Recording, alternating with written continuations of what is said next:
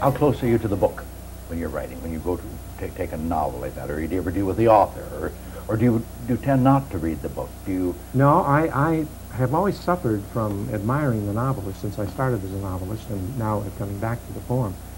So I have been burdened by supporting and sustaining the novel into my screenplay. This has hurt me more than it's helped me. Not that the novel is badly done or badly written, it's simply that it's a different medium. And many of the things that make the novel distinguished are things that will make the screenplay laborious.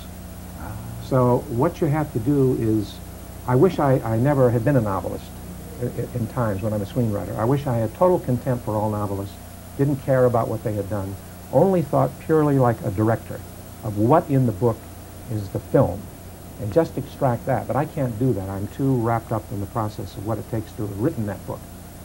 And it is this respect that I have for the written word which has caused me many hours of grief trying to save something in a book that really shouldn't be in the film.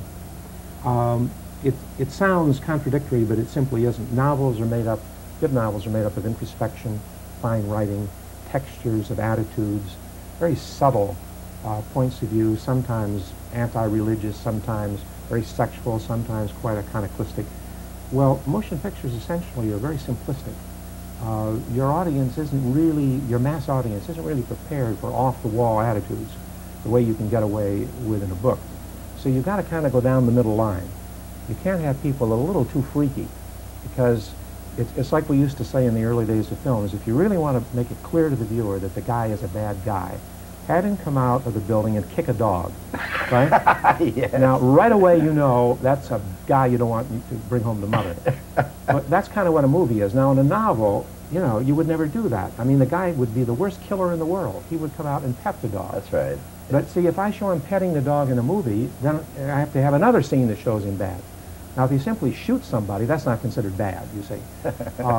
So what can I do? I mean, we were having, to give you an idea, we're having a discussion in a television office where some of the greatest idiocy of the world comes down.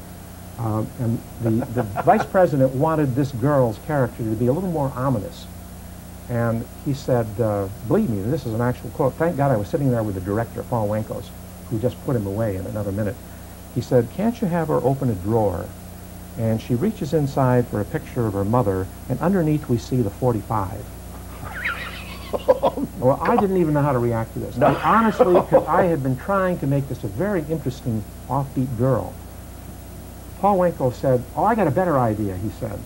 Why don't we have her run over a Hispanic with a pickup truck and spin on his body? Oh, dear me.